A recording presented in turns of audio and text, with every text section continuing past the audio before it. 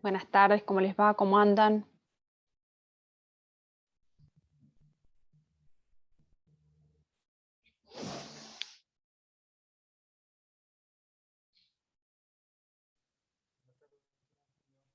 ¿Cómo les va? Voy a limpiar mis anteojos y vengo. Total, tenemos un minutito, ¿sí? Porque si no, no veo nada. Ya estoy con ustedes.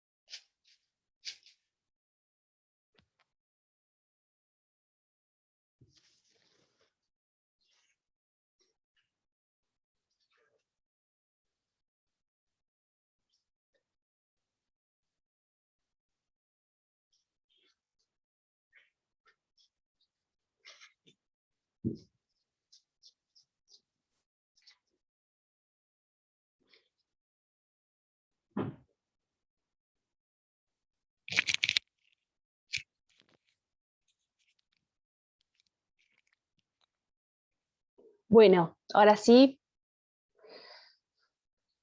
Yamila, qué bueno que estás con nosotros. Sí, de nuevo. Me alegro mucho, me alegro mucho. Bueno, siendo las 3 en punto, vamos a iniciar la clase del día de hoy. Hoy vamos a hablar de extinción de la comunidad. ¿Quedó alguna duda de la clase anterior? Quedamos bien, ¿verdad? Bueno, cualquier duda, acuérdense que tienen el mail y si no, había una compañera también que en la clase anterior me había dicho que no tenía acceso al campus todavía, no sé por qué. Cualquier cuestión, si necesitan, recuerden que podemos, si no, me lo piden por WhatsApp y se los envío, ¿sí? Bueno, comenzamos, si a ustedes les parece. Voy a proceder a compartir mi pantalla.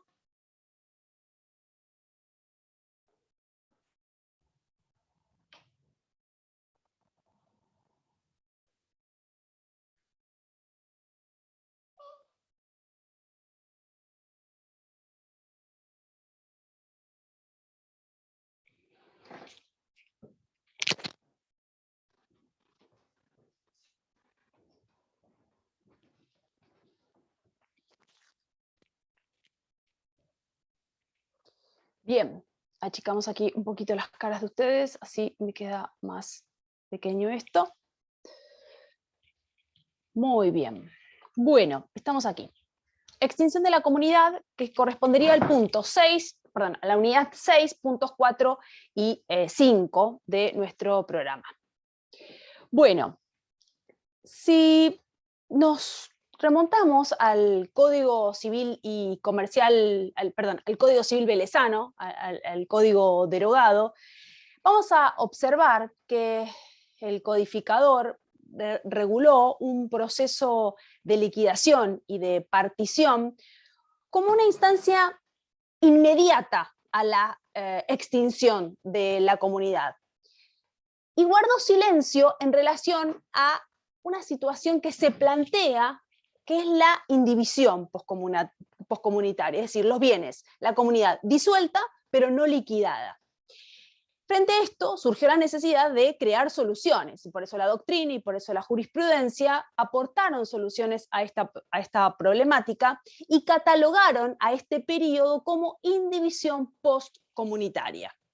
Esta situación se revierte en el Código Civil y Comercial actual, en el cual se comprende su estudio la situación del periodo llamado de indivisión postcomunitaria, como así también regula normas propias sobre la liquidación y sobre la partición de la comunidad de bienes.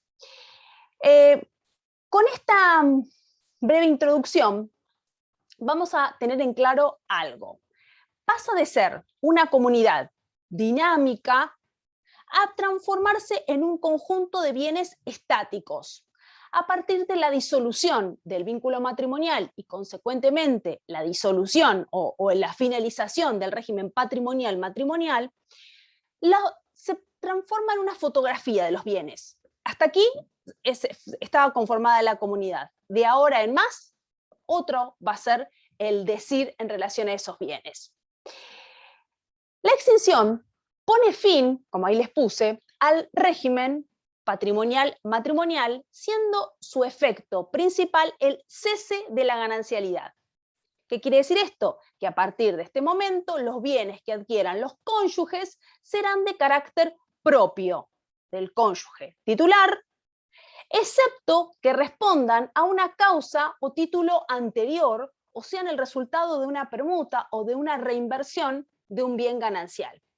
Por eso hay que aclarar dos caracteres, y fíjense estos dos cuadros que ahí les puse. En primer lugar, las causales de extinción se encuentran expresamente previstas en la ley, no hay otras.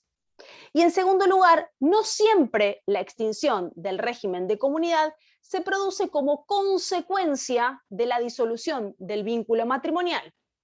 En el Código Civil y Comercial, esta situación puede presentarse cuando el matrimonio ejerce la facultad de mutar de régimen durante el matrimonio. También cuando se extingue la comunidad por una sentencia que hace lugar a la separación judicial de bienes por cualquiera de las causales que el régimen reconoce: mala administración, concurso, quiebra o separación de hecho. Entonces, con esta caracterización podemos iniciar propiamente el estudio de las causales de la extinción de la comunidad de bienes. En primer lugar, tengo que decir que se regulan dentro del artículo 475 del Código Civil y Comercial, en el cual establece, en primer lugar, la muerte, comprobada o presunta de uno de los cónyuges; en segundo lugar, la anulación del matrimonio putativo; c, el divorcio; d, la separación judicial de bienes; e, la modificación del régimen matrimonial convenido. Lo valioso de la reforma del Código Civil y Comercial es la unificación en un solo artículo de las causales que dan por finalizada la comunidad de bienes, a diferencia del Código Civil velezano, en el cual lo hacía en forma dispersa. Para estudiar las causales vamos a utilizar un criterio clasificatorio que distingue entre causales que operan de pleno derecho y causales que requieren pedido de parte o instancia de parte.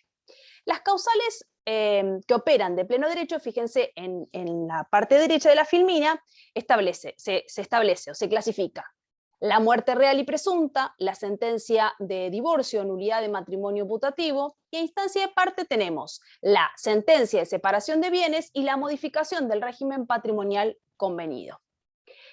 Las causales que operan de pleno derecho son aquellas que producen automáticamente la extinción del régimen de comunidad frente a la presencia de la situación fáctica o jurídica que da origen a esa situación.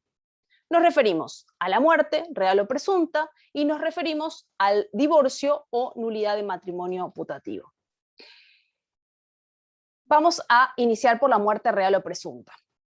Dice el 476, la comunidad se extingue por muerte de uno de los cónyuges. En el supuesto de presunción de fallecimiento, los efectos de la extinción se retrotraen al día presuntivo del fallecimiento. La muerte de cualquiera de los cónyuges es causal de disolución del vínculo matrimonial. Eso lo sabemos porque lo dice el artículo 435 del Código Civil y Comercial. Y consecuentemente produce la extinción de la comunidad de bienes. Entonces, de este artículo del 476 se desprende que la extinción por muerte real o presunta se produce el día del fallecimiento, ¿sí? En el caso de muerte real es muy sencillo determinarlo. Ahora bien, en el caso de muerte presunta, aquí tendremos que ir a la aplicación de algunos artículos que están en la primera parte del Código Civil y Comercial. que tiene que ver con la muerte presunta, ¿sí? El caso ordinario de muerte presunta sería la ausencia de una persona de su domicilio sin que se tenga noticia de ella por el término de 3 años. Esto causa la presunción de fallecimiento, aunque haya dejado apoderado. Entonces, el plazo debe contarse desde la última fecha que se tuvo conocimiento de esa persona. Artículo 85. Y el caso extraordinario de muerte presunta está previsto en el artículo siguiente, en el artículo 86, en el cual se presume también el fallecimiento de un ausente, sí.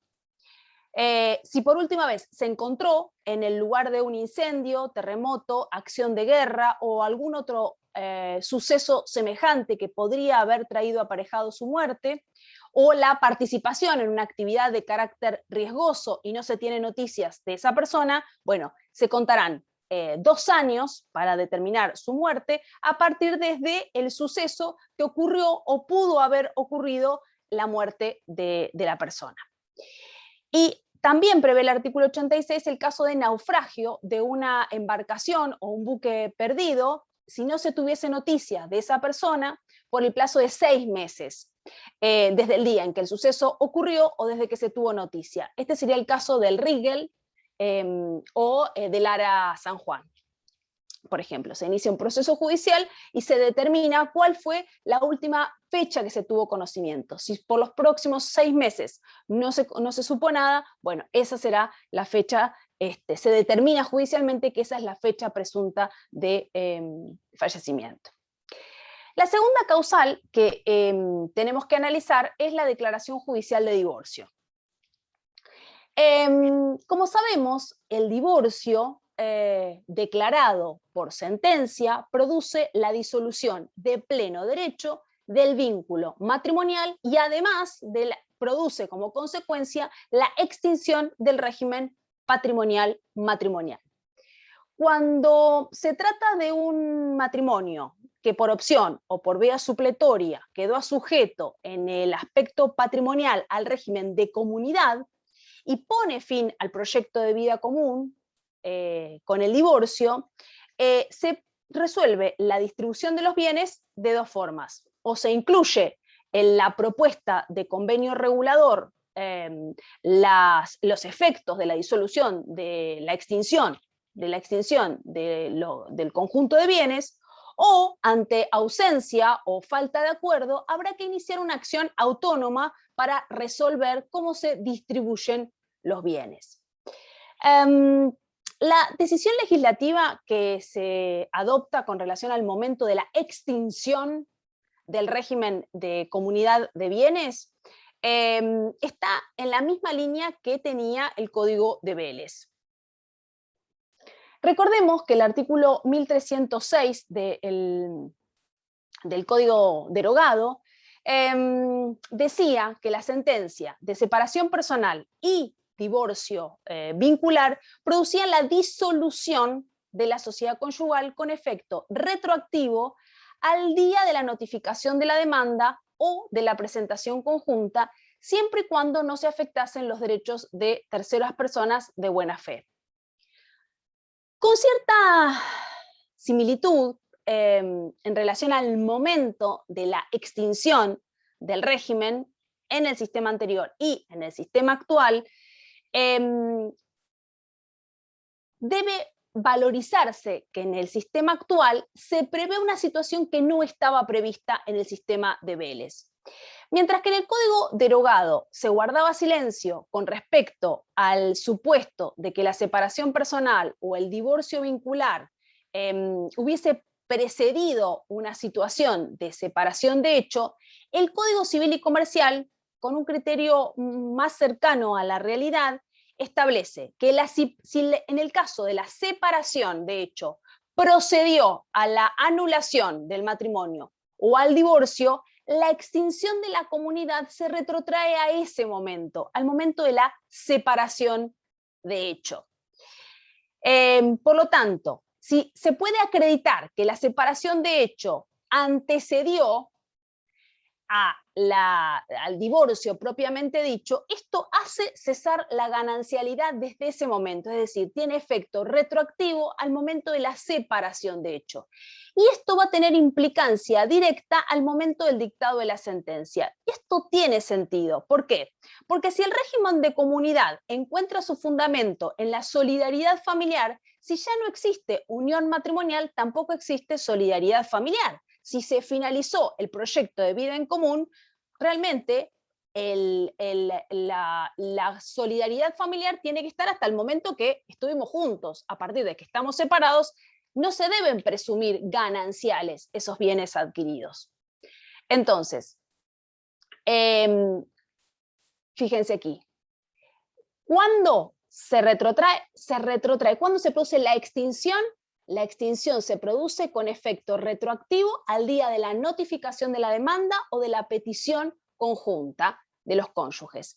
Si la separación de hecho sin voluntad de unirse precedió a la anulación del matrimonio o al divorcio, la sentencia tiene efecto retroactivo a ese día. Y eso es sumamente importante. ¿Por qué? Porque muchas veces pasa que entre la disolución del vínculo y entre la separación y la disolución del vínculo pasa mucho tiempo. Por lo tanto, uno adquiere, la vida sigue, adquiere una casa, o cambia la casa que tiene, o el auto, o acciones, o digamos, modifica su patrimonio. Y eso necesariamente no tiene que beneficiar al cónyuge del cual me estoy separando, divorciando.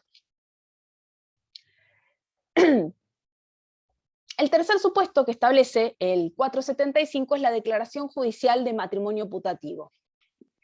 Recordemos que para definir los efectos en el matrimonio declarado nulo corresponde distinguir tres realidades. El matrimonio celebrado de buena fe por ambos cónyuges, de buena fe por uno solo de los cónyuges o de mala fe por ambos cónyuges. En el supuesto de mala fe es más sencillo. En el caso del matrimonio que haya sido celebrado con mala fe de ambos cónyuges, no produce ningún tipo de efecto. Las convenciones matrimoniales quedan sin efecto, sin perjuicio de los derechos de terceros, y los bienes adquiridos hasta la nulidad se distribuyen si se acreditan la participación o los aportes, ¿no? Como si fuese una sociedad no constituida regularmente. Corresponde entonces que estudiemos cuando uno de los cónyuges es de buena fe o ambos cónyuges son de buena fe. El 428 dispone que si el matrimonio anulado ha sido contraído de buena fe por ambos cónyuges, produce todos los efectos del matrimonio válido hasta el día en que se declare su nulidad. Es decir, la sentencia disuelve el régimen matrimonial elegido o supletoriamente determinado. Por lo tanto, la norma establece que la declaración de nulidad extingue el régimen elegido por los cónyuges por vía supletoria ante la falta de opción. Se destaca una diferencia con el Código Civil de Vélez, la que se suma a la consagración de un régimen convencional no pleno, como decimos nosotros. Nos referimos a la inclusión expresa del efecto de la nulidad en el ámbito patrimonial. Antes la norma remitía al artículo 1306, que hace unos instantes habíamos recordado, que se refería a la disolución del régimen por separación personal o divorcio vincular. La cuestión que no se prevé es el momento de la extinción. ¿Cuál es el momento en el cual se produce la extinción? Para eso, el artículo 480 sí ahora lo establece y dice que la anulación del matrimonio, el divorcio o la separación de bienes produce la extinción de la comunidad con efecto retroactivo al día de la notificación de la demanda.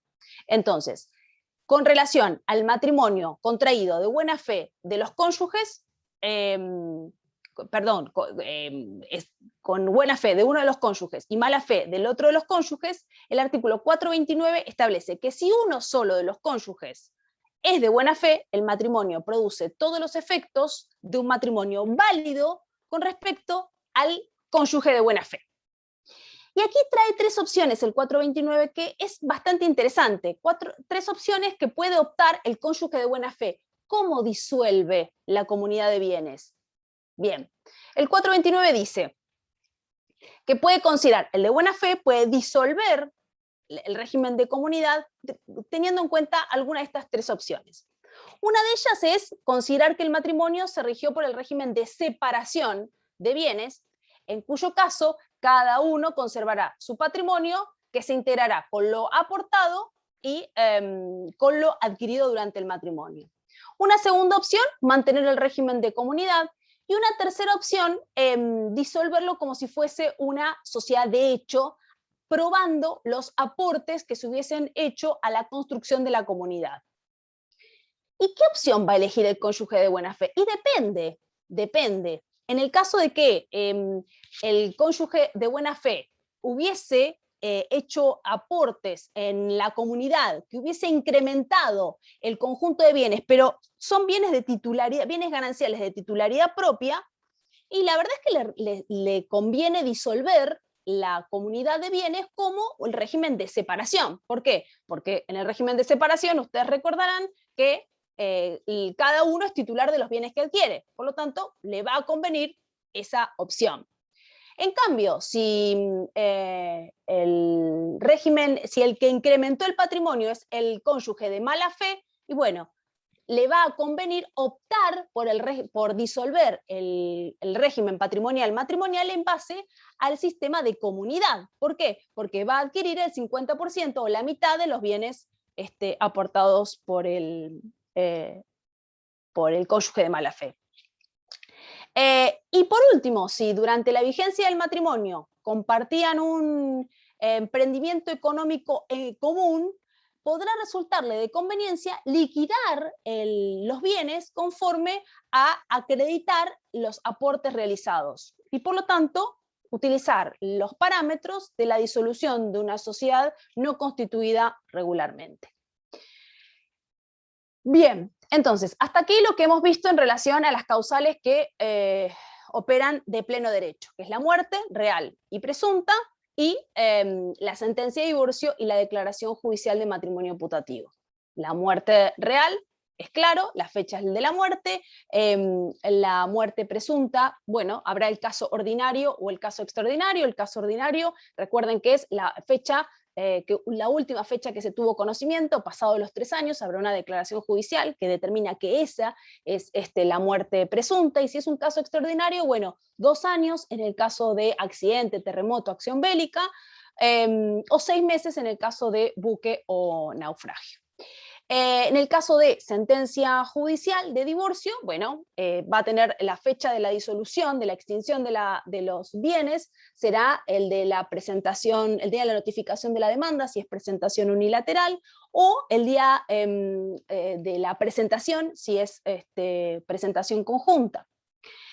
Si precedió a la presentación de la disolución del vínculo matrimonial, del divorcio, la separación de hecho, la sentencia va a tener efecto retroactivo a ese momento. Y en el caso de la declaración judicial de matrimonio putativo, perdón, estoy en mi casa y hay un perro y ladra, la fecha va a ser, evidentemente, se va a tener en cuenta ahí la fecha de la sentencia que declare la nulidad del matrimonio. Y también variará si son los dos de mala fe, que no tiene efecto para ninguno de los dos, si es uno de buena fe y otro de mala fe, o si los dos son de buena fe. Pero eso aplica básicamente a la forma de la extinción o la distribución de los bienes. ¿Hasta aquí se entendió más o menos? ¿Hay alguna duda? Seguimos. Vamos a hablar de las causales que operan a instancia de parte. En primer lugar, la separación judicial de bienes. Recordemos, ¿por qué eran causales que eran a instancia de parte? Porque había que articularlas, no operaban de pleno derecho, alguien las tenía que pedir, las tenía que solicitar, ¿sí? Una de ellas es la separación judicial de bienes. Dice el artículo 477. La separación judicial de bienes puede ser solicitada por uno de los cónyuges, A, si la mala administración del otro le acarrea el peligro de perder su eventual derecho sobre los bienes gananciales. B, si se declara el concurso preventivo o la quiebra del otro cónyuge. C, si los cónyuges están separados de hecho sin voluntad de unirse. D, si por incapacidad o excusa de uno de los cónyuges se designa curador del otro a un tercero. Antes de analizar cada una de estas causales, tenemos que decir que esta enumeración es taxativa, no hay otras, ¿sí? Son las del 477 y no hay otras que estas causales de disolución. En segundo lugar, la extinción del régimen de comunidad por estas causales solo surge si se plantea la acción de separación, la acción autónoma de separación judicial de bienes. No existe autónomamente, digamos, existe autónomamente, no la puedo articular dentro de un expediente, ¿sí? Tengo que incoar la acción autónoma de separación judicial de bienes. Y para esto, el actor debe acompañar los elementos que permitan acreditar la existencia de la causal. Y esta acción autónoma es una exteriorización del principio claro de la autonomía de la voluntad que rige todos los principios del Código Civil y Comercial. ¿Por qué? Porque será facultativo para el cónyuge elegir o no este camino para poner fin al régimen de comunidad de bienes. Esta acción autónoma es una acción absolutamente personal y por eso el artículo que le sigue, el 478, dice que la acción de separación de bienes no puede ser promovida por los acreedores del cónyuge por vía de subrogación.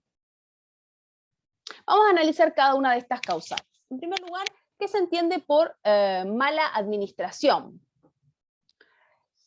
Con respecto a esto, la finalidad es preventiva, ¿no? Es preventiva, en el sentido de que se busca proteger la integralidad de los bienes que conforman la masa ganancial. Nos tenemos que preguntar el motivo por el cual se introduce la mala administración, siendo que en la actualidad tenemos otro sistema que podríamos, nosotros si sabemos que nuestro cónyuge no sería el mejor administrador, podemos optar por el sistema de separación de bienes. Pero tenemos que tener en cuenta que este es un sistema, el sistema de comunidad, es un sistema de gestión separada, ¿no? Cada uno administra los bienes de titularidad que adquiere y los bienes propios, ¿verdad? Pero si bien cabe tener esto en cuenta, tenemos que saber que esa gestión eventualmente me afecta. ¿Por qué? Porque yo tengo derecho al 50% de los bienes de titularidad gananciales de titularidad del otro cónyuge. Entonces, si los mal administra, evidentemente mi derecho en expectativa se va a limitar, ¿no? O no va a existir.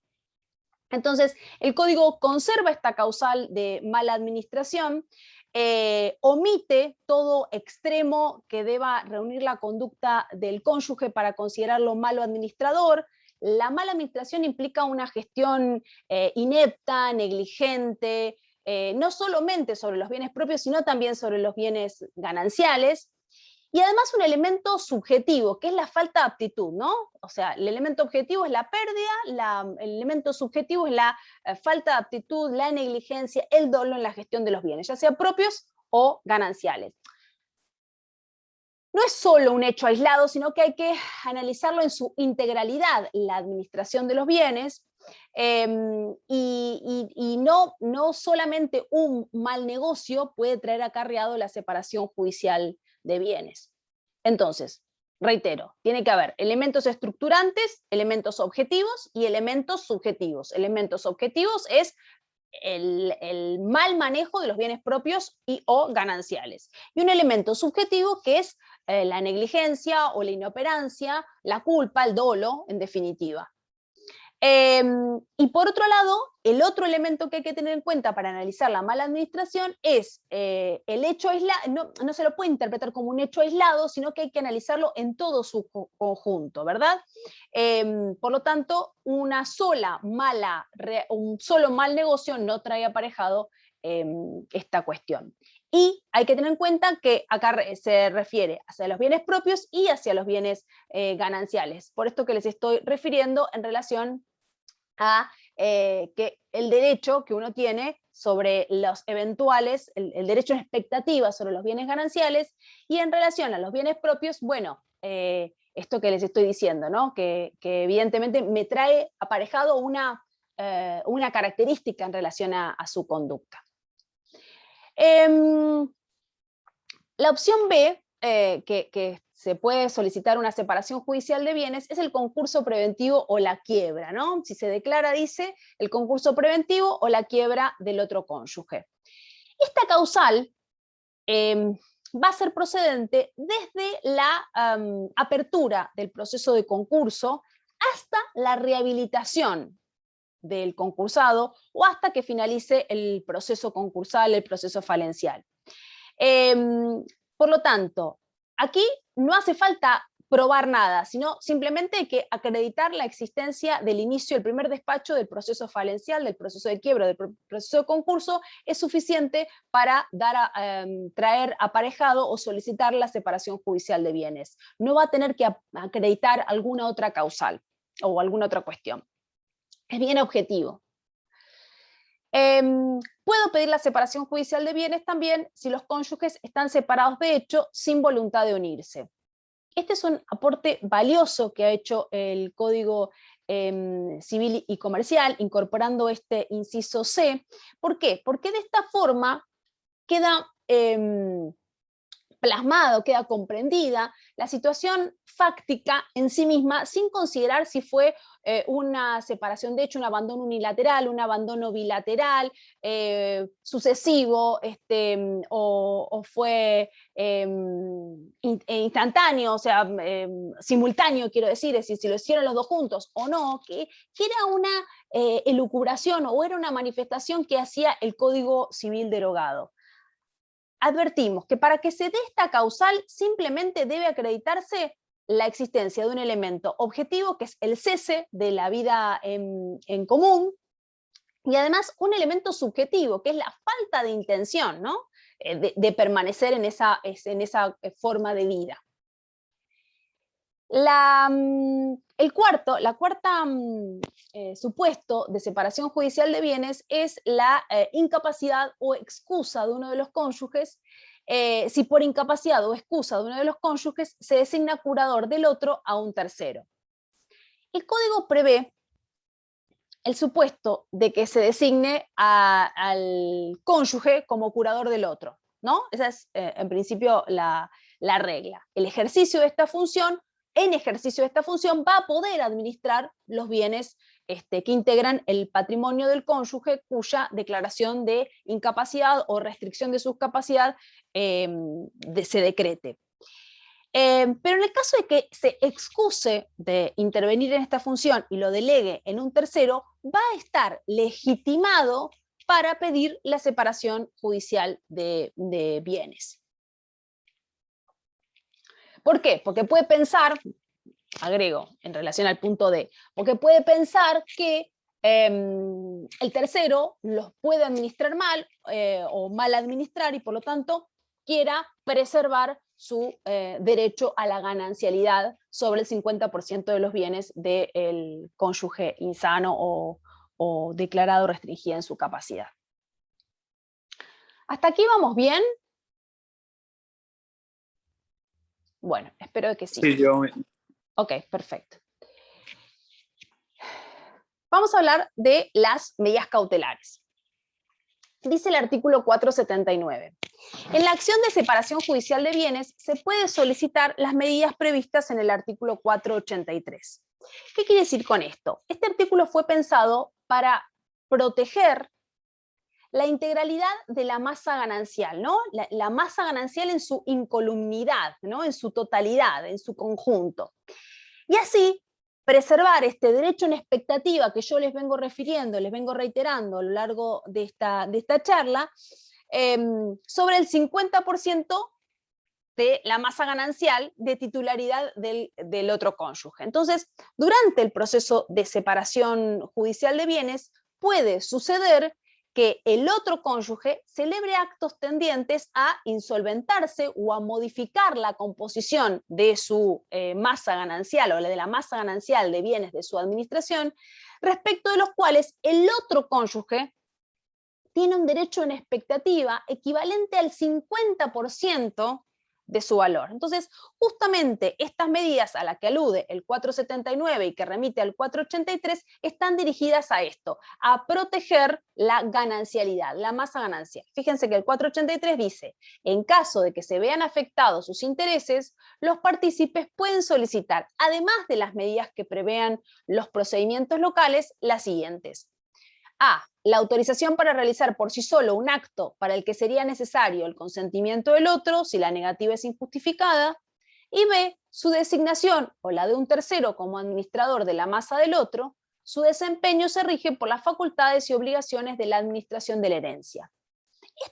Muchas la verdad es que no las he visto en la práctica. Sí es común que se solicite, bueno, el inventario de bienes, la inhibición general de bienes, mantener el statu quo de los bienes, secuestro de un auto, no sé qué se me ocurre en este momento, pero digamos, las medidas cautelares clásicas que establece medida de no innovar, no sé si la dije, pero medida de no innovar o medida de innovar, que son las medidas clásicas. Esta la verdad es que no la he visto en la práctica, pero serían específicas en el supuesto de disolución del vínculo matrimonial, frente a un supuesto de separación judicial de bienes por las causales recién enumeradas. Bien, ¿qué pasa si cambio el régimen, no? Cuando el matrimonio decide pasar de un régimen de comunidad a un régimen de separación de bienes o de un régimen de separación a un régimen de comunidad, se aplica lo establecido en el artículo 449, que dice que después de la celebración del matrimonio, el régimen patrimonial puede modificarse por convención de los cónyuges. Esta convención puede ser otorgada después de un año de aplicación del régimen patrimonial, convencional o legal, mediante escritura pública. Para que el cambio de régimen produzca efectos respecto de terceros, debe anotarse marginalmente en el acta matrimonial. Bien. Sabemos entonces que cuando nosotros tenemos que, espérenme que acá tengo el código, y se me fue, y ahora es todo digitalizado, la que lo parió, espérenme un segundito. Acá estamos. Bueno.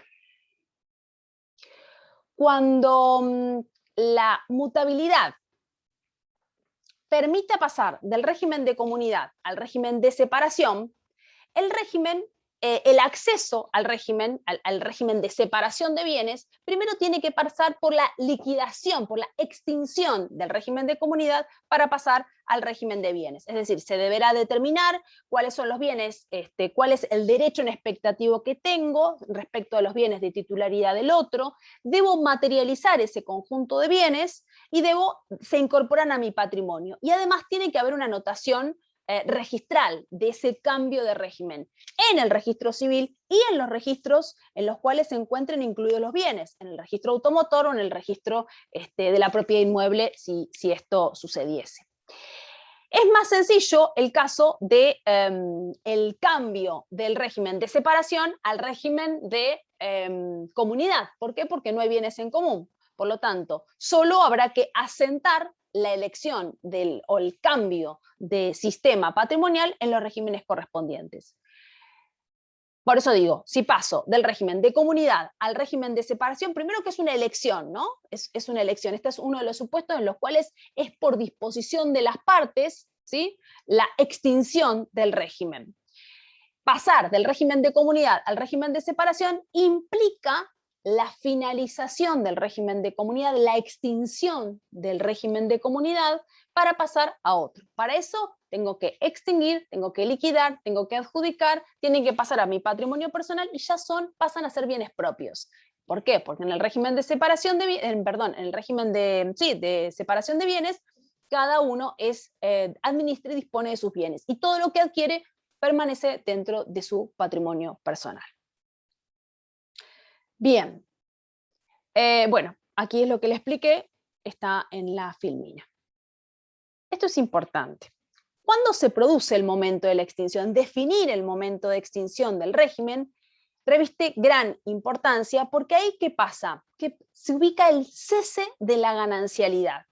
Entonces, de la lectura del artículo 480, que unas filminas atrás les incluí, surge esto que tienen que tener bien en cuenta.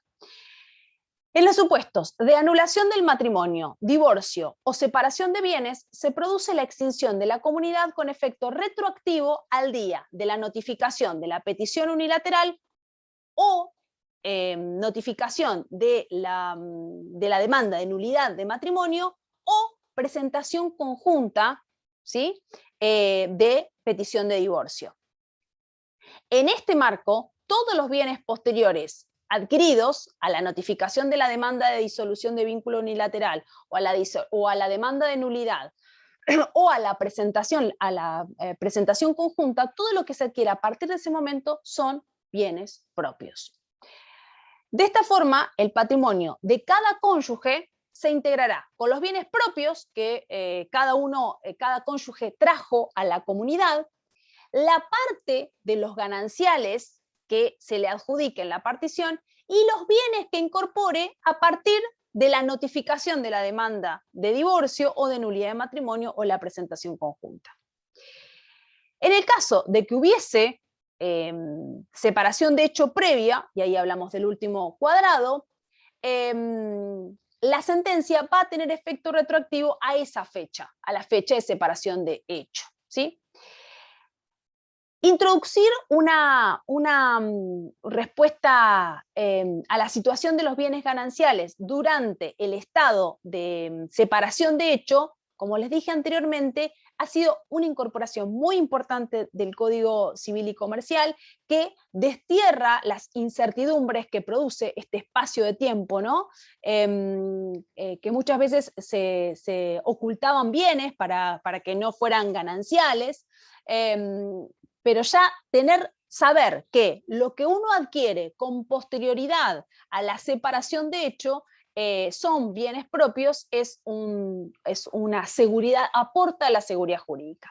Sin perjuicio de ello, fíjense que el 480 establece que el juez tiene la posibilidad de modificar la extinción del tercer párrafo, ¿no? De modificar la extinción del efecto retroactivo fundándose en la existencia de fraude o abuso de derecho. Y esto puede hacerlo cuando mediara una separación de hecho preexistente, pero si existiese fraude o abuso de derecho que dejara a uno de los cónyuges en una situación inequitativa frente al otro, en el aspecto patrimonial básicamente, y por supuesto quedan a salvo los derechos de las terceras personas. Bien. Pasamos ahora a la indivisión poscomunitaria. ¿Hasta aquí se entendió? Hasta aquí hablamos de cuáles eran las causales de extinción del régimen patrimonial matrimonial. Estamos hablando del régimen de comunidad, claramente. ¿Por qué? Pues si hablamos del régimen de separación, no hay bienes en común, no hay nada que disolver, ¿sí? Hablamos de los supuestos de causales que operan de pleno derecho y hablamos de las causales que operan a instancia de parte. De pleno derecho, muerte real o presunta, y sentencia de divorcio. Vamos aquí, así me lo van siguiendo conmigo. Sentencia de divorcio o nulidad de matrimonio putativo. ¿Y cuáles son las causales que operan a instancia de parte? La separación judicial de bienes y la modificación del régimen patrimonial matrimonial. Hablamos de cada una de las causales que operan de pleno derecho y hablamos de las dos causales que operan a instancia de parte. Muy bien, pasamos ahora a qué pasa durante ese momento que se ha denominado indivisión poscomunitaria, ¿no? Porque muchas veces yo tengo la sentencia de divorcio vincular, perfecto, sé cuándo se retrotrae, cuál es la fecha de extinción. Esta fecha es la fecha de la presentación conjunta, o es la fecha de notificación de la demanda, o la fecha de la notificación de la demanda de matrimonio putativo. Pero muchas veces, al margen de que eso sí es así, los bienes siguen estando indivisos. Y si bien Vélez Sarsfield lo omitía, no realizó ninguna referencia en relación a este periodo, porque él consideraba que era pasajero la indivisión poscomunitaria, y que no debían fomentarse, que los condominios estaban destinados a desaparecer, a disolverse. En la práctica vemos que ese tiempo no es generalmente corto, ¿no? Y la indivisión poscomunitaria es la situación, la podemos definir como la situación en la cual se encuentran los bienes gananciales desde la disolución de la sociedad conyugal hasta su efectiva partición. Que, vuelvo a decir, en la práctica se les va a presentar las situaciones las cuales no necesariamente es un tiempo corto. ¿Qué bienes integran la indivisión poscomunitaria? Entonces, sabemos que el efecto principal de la extinción del régimen de comunidad es la extinción de la ganancialidad, el cese de la ganancialidad. Esto origina que la masa ganancial, que durante la comunidad o durante el desarrollo del matrimonio estuvo sujeto a oscilaciones, en este momento se estatifica, ¿no? se cristaliza. Ese es el conjunto de bienes que yo debo disolver y a los cuales estará sometido a esta indivisión poscomunitaria. Por eso les puse este cuadro que me parece que es bastante claro. ¿Cuáles son los bienes que integran la indivisión poscomunitaria? Todos los bienes existentes a la extinción del régimen de comunidad. ¿Qué pasa con respecto de los frutos y los productos? El 485 dispone: frutos y rentas. Los frutos y las rentas de los bienes indivisos acrecen a la indivisión. El copropietario que los percibe debe rendición de cuentas, y el que tiene el uso o goce exclusivo de alguno de los bienes indivisos debe una compensación a la masa desde que el otro lo solicita. Se podrá eximir de la obligación de rendir cuentas si la liberación se desprende de lo dispuesto en el acuerdo de gestión previsto en el 482. Los bienes adquiridos por causa o título anterior a la extinción también forman parte de la indivisión poscomunitaria. También forman parte de la indivisión comunitaria todos aquellos bienes gananciales existentes al momento de la extinción que adquieren mayor valor. Y también los bienes que ingresan por subrogación de bienes gananciales, pero teniendo en consideración lo establecido en el 465, inciso F. Todo ese conjunto de bienes forma la indivisión poscomunitaria. ¿Y cómo se gestiona? ¿Cómo se administra esta indivisión poscomunitaria? Dice el artículo 482. Si durante la indivisión poscomunitaria los cónyuges no acuerdan las reglas de administración y disposición de los bienes indivisos, subsisten las reglas de la comunidad, en cuanto no sean modificadas por esta sección. Entonces, del enunciado se desprende el principio de autonomía, es decir, podemos acordar las reglas de la administración y de la disposición en el periodo postcomunitario.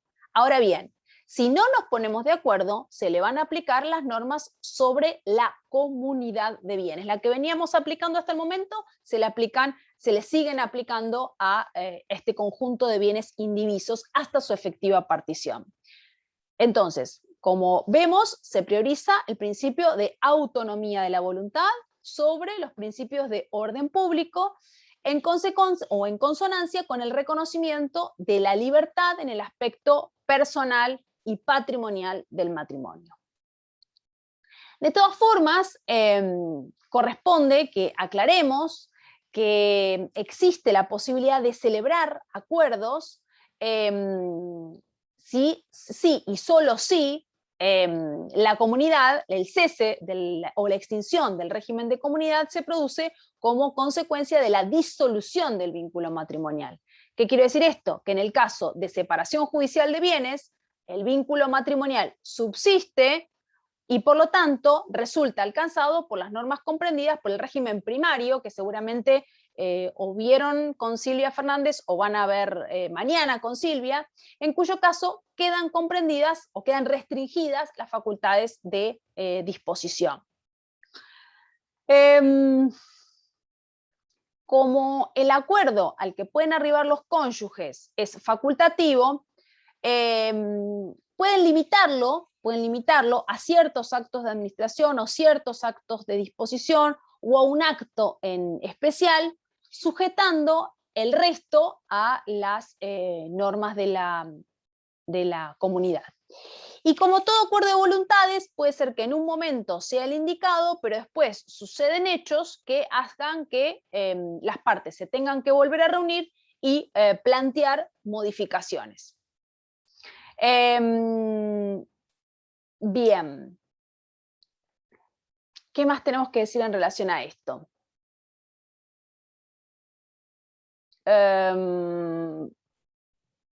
Bien, hasta aquí estamos bien. Bien. Hasta aquí estamos bien. Vamos a hablar del pasivo. Pasivo en la indivisión postcomunitaria. Con respecto al pasivo, el artículo 486 establece que en las relaciones con terceros acreedores, durante la indivisión postcomunitaria, se aplican los artículos 461, 462 y 467, sin perjuicio del derecho de estos de subrogarse en los derechos de su deudor para solicitar la partición de la masa común. Es decir, yo tengo una indivisión postcomunitaria de bienes, es decir, un conjunto de bienes que todavía no están partidos y que debemos administrar y gestionar, ¿no? Para eso, bueno, nos ponemos de acuerdo cuáles son las normas o cuáles son las reglas que nosotros queremos para gestionarlo. Si no nos ponemos de acuerdo, se aplicarán los principios de la comunidad de bienes. Ahora, este conjunto de bienes indivisos también tiene una parte, o puede tener una parte, que sea pasivo, que sean las deudas. Entonces, ¿qué pasa con el pasivo? Y eso es lo que vamos a ver en este momento. Dice el artículo 486. En las relaciones con terceros acreedores, durante la indivisión, se aplican las normas del 461, 462 y 467, sin perjuicio del derecho de estos de subrogarse en los derechos de su deudor para solicitar la partición de la masa común.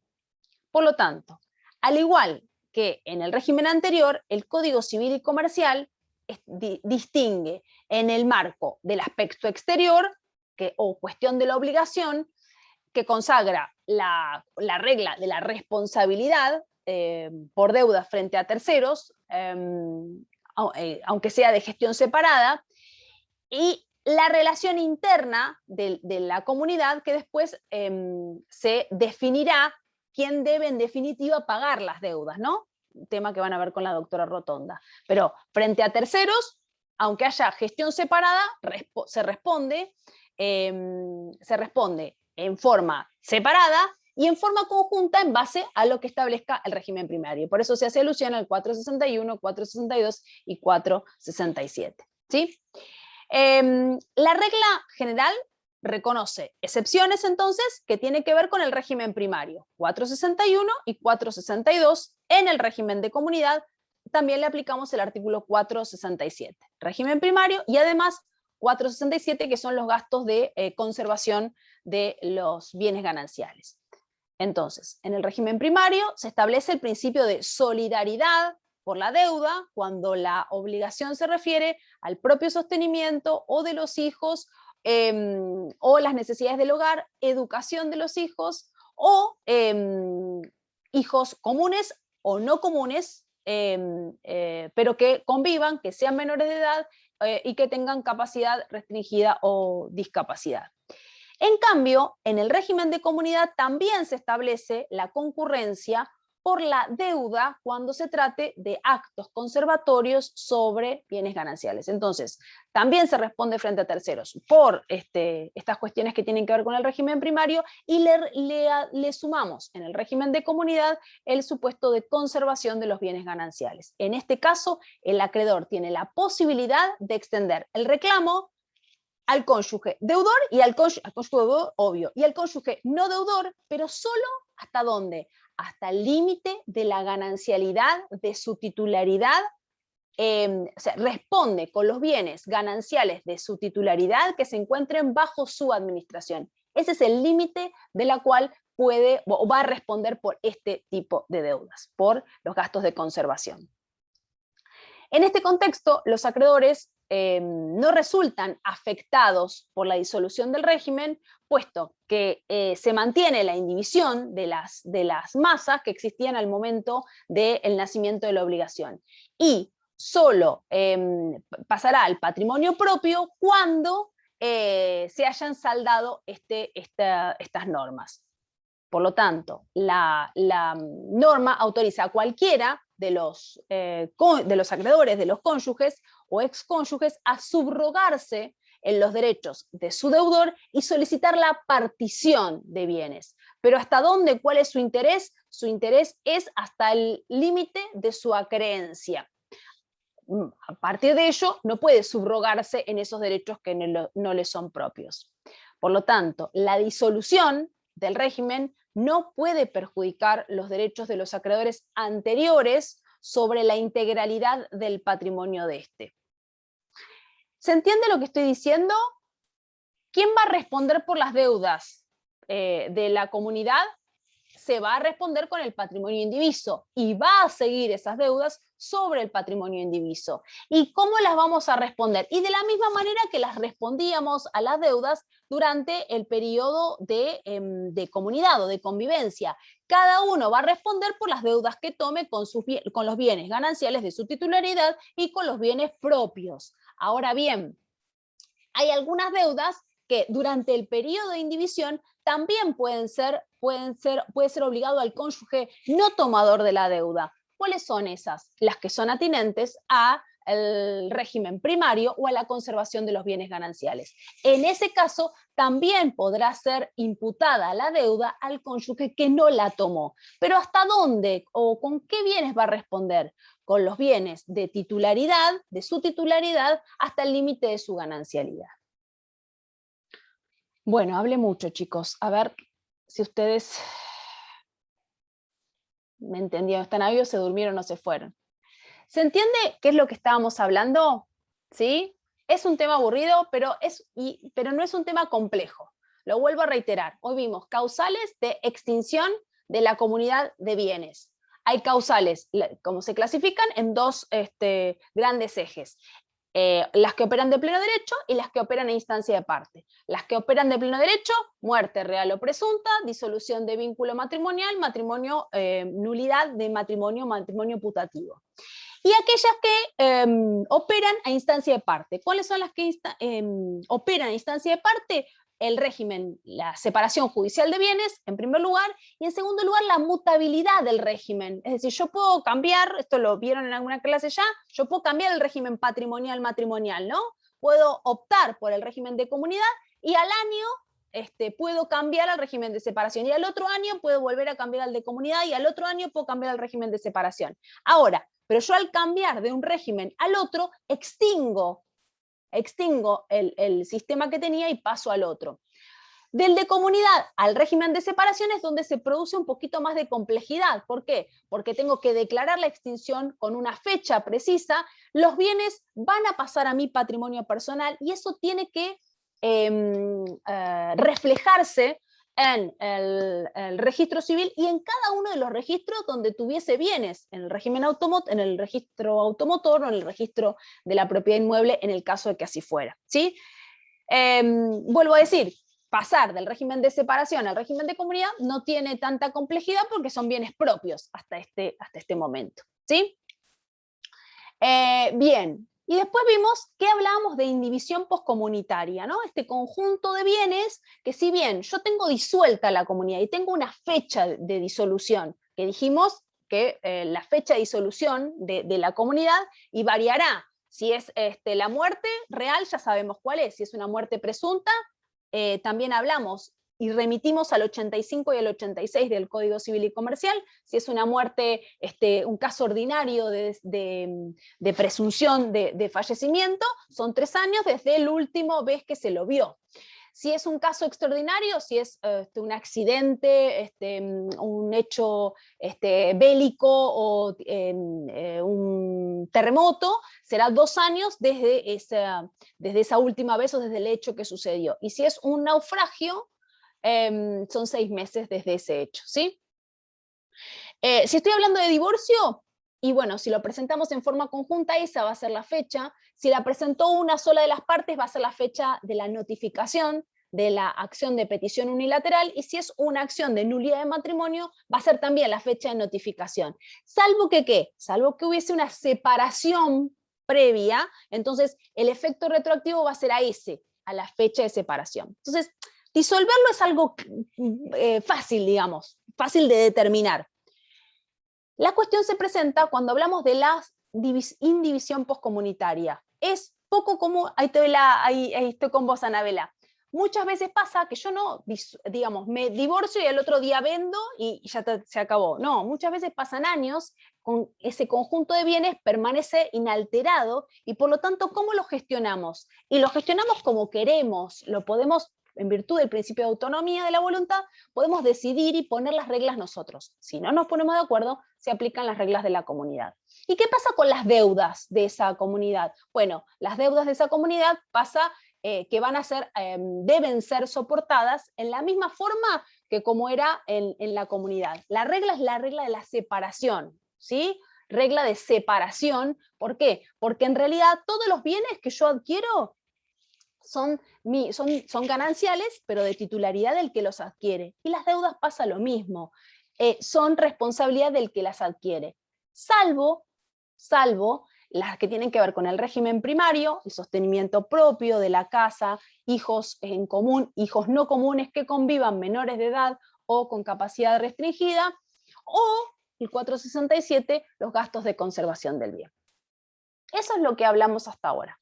¿Alguien quiere hacerme alguna pregunta? Me pareció que alguien había levantado la mano, pero tal vez fue equivocado. Bueno, Anabela, ¿vos habías hecho alguna pregunta? ¿Habías levantado la mano? No, fue equivocado. Sí, tal vez fue equivocado.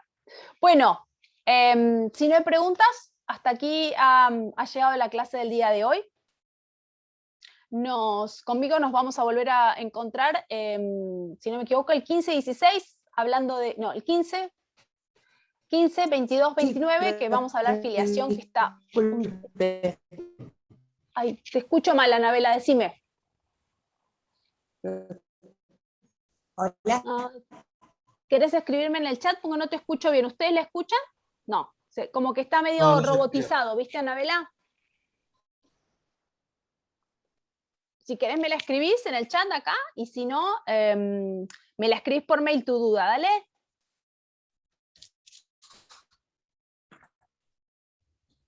Una lástima. Bueno, yo tomo audiencia toda la mañana en el juzgado en esta modalidad. Ahí está, disculpe, la fecha del parcial es el 12. No es el 12.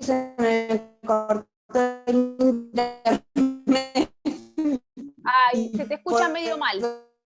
Te escucho robotizada, ¿sabes, Anabela? No te puedo escuchar bien. Con respecto al parcial, no es el 12, es el 4, si no me equivoco. Espérenme. Lo tengo anotado acá.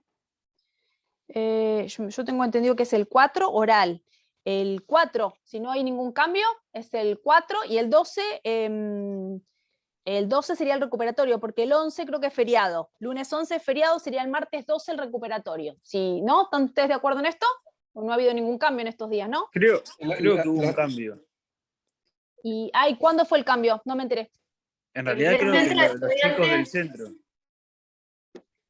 Todavía a mí, la doctora Rotonda no nos ha notificado este cambio, ¿sí? Yo hasta hoy, la fecha de examen es el 4, oral y presencial, oral presencial, y el recuperatorio el 12, oral presencial. Si hay algún cambio, ha sido en estos días, todavía la doctora Rotonda no nos lo notificó, ¿sí? Bueno, nada, si no hay ninguna otra duda me despido, a su disposición me mandan mail, me llaman, lo que ustedes necesiten, ¿sí? Y nos vemos en el tema de filiación conmigo. Tengo una consulta. Sí, obvio, decime. Con respecto al artículo, creo que es de otra clase igual, pero no sé si me lo puedes responder. Al artículo 461, primer párrafo, que es la responsabilidad solidaria. Yo no entiendo si la deuda no, si para satisfacer la deuda no alcanza los bienes propios serían de ese cónyuge, de uno de los cónyuges, se debe responder con los bienes gananciales. Sí, espérate, vamos a... ¿Lo tenés ahí a mí se me apagó la tablet con el código? Espérate que Sí, lo leo. Léemelo, dale. Dice, los cónyuges responden solidariamente por las obligaciones contraídas por uno de ellos para solventar las necesidades ordinarias del hogar o el sostenimiento y la educación de los hijos de conformidad con lo dispuesto al 455. Correcto. Eso es lo que estábamos hablando del régimen primario. Responde el que tomó la deuda. Ahora, si el que tomó la deuda no la satisface la deuda, porque no tiene los bienes para satisfacer esa deuda, se puede atacar por esas deudas, necesidades propias, necesidades de los hijos, sostenimiento de la casa, gastos de los hijos no comunes, pero menores de edad o discapacitados, esos son los que refiere el 455, digamos, el acreedor puede intimar al pago al cónyuge no tomador de la deuda. Eso es lo que dice. ¿Se entiende? Ahora, perfecto, ¿con qué bienes? Con todos sus bienes propios y bienes gananciales. Claro, perfecto, ahí está. Eso era lo que tenía. Si eran los bienes propios también se podían atacar o si únicamente los gananciales del que adquirió el otro. Responde con su patrimonio, con la totalidad y la integralidad de su patrimonio, ¿sí? Dale, perfecto, gracias. Y ahí para que le voy a leer, acá Analía había puesto algo, quería consultarle por la separación de hecho. Y con respecto, será cómo se establece la fecha. Claro, bueno, en primer lugar, si no hay acuerdo, hay muchas veces que tienen acuerdo los cónyuges de que la fecha de separación de hecho es tal. Si no se ponen de acuerdo, se abre un incidente. Vieron que el proceso de divorcio es un proceso voluntario, no hay litigiosidad, no hay controversia. Si no están de acuerdo en la fecha de separación de hecho, que a veces me ha pasado varias veces, se arma un incidente y allí tienen que acreditar cada una de las partes cuál es la fecha que él considera que es la fecha de separación de hecho. Y no, mira, fue el 25 de noviembre, no, mira, fue el 12 de octubre. Entonces, el que dice el 25 de noviembre, no, el 12 de octubre no, porque estuvimos en el cumpleaños de mi prima, y fíjate, tenemos fotos juntos y fuimos, lo acredita o presenta testigos que acredita que la fecha de separación de hecho es tal. ¿Para qué es importante la fecha de separación de hecho, determinar la fecha de separación de hecho? Por las compras. Si no, imagínense que no importa para nada. Pero si yo en ese momento me compré una casa, me compré un auto, me compré algo de valor que yo tenga que disolver con mi cónyuge, imagínense que no voy a querer repartirlo. Generalmente pasa que no quieren. Entonces, para eso es importante determinarlo. Porque si adquirí algún bien, bueno, es propio y no es ganancial. Pero tu pregunta, Analí, es ¿cómo se determina esto? Si a veces se ponen de acuerdo y dicen, bueno, fue tal día y ya está. Y si no se ponen de acuerdo, se arma un incidente y lo van a tener que probar. Profe, ¿ahí se escucha bien? Perfecto. Ay, ahí está. Y si, por ejemplo, yo voy a no sé, a un escribano, por ejemplo, y puedo ahí certificar, o sea, mi fecha, o sea, la fecha de separación de hecho, más allá que después yo la tenga que quizás probar, ¿no? Con testigos y... Pero eso no deja de ser una manifestación como que ayuda. unilateral. Sí.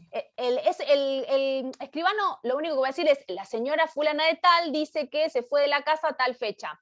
Pero es lo que dice una persona, más allá de que el escribano dé fe de eso. Pero es una manifestación unilateral. Vas a tener que buscar alguna otra prueba para acreditarlo. Esto que te digo, testigos, fotos, no sé, fuimos a la comunión juntos, fuimos de viaje juntos, traer los pasajes, los tickets, acreditarlo de otra manera la fecha de separación de hecho, ¿sabes? Perfecto. Pero sí es muy importante el tema. Sí fue un bache que quedó en el código de Vélez, por esto de que Vélez creía que todo se tenía que disolver rápidamente y se disolvía rápidamente en el 1800 cuando redactó el código, pero después nos damos cuenta de que no, y menos en la Argentina ponemos una casa a la venta hasta 3 años. ¿Y qué hacemos con esa casa? O sea que entonces podemos, sí, o sea que nosotros con esa fecha de separación, de hecho podemos retrotraer a esa fecha para lo que es la separación de bienes. O sea, la Totalmente. extinción de la comunidad. O sea que ahí es importante, perfecto. Exactamente, Analía, perdón, Anabela. No en sí la fecha de sentencia. En la fecha de sentencia va a tener efecto retroactivo a la fecha de separación de hecho, sí. Perfecto. La fecha va a disolver el vínculo, me lo acuerdo de memoria, porque todas las sentencias son iguales. Cuando decretamos la disolución del vínculo matrimonial, se determina, dice, se decreta el cese de la unión matrimonial entre fulano y mengano con efecto retroactivo a la fecha de separación de hecho, la que se determina en 5 de marzo del 2021. Perfecto. ¿Sí? Genial. Sí, súper claro, gracias. Un gusto, Anabela. ¿Alguna otra pregunta? Bueno, a su disposición para lo que necesiten, me escriben o nos hablamos, ¿sí? Un cariño a todos. Chao, Adiós. gracias. Hasta luego. Gracias, Hasta luego. profesora. Un gusto.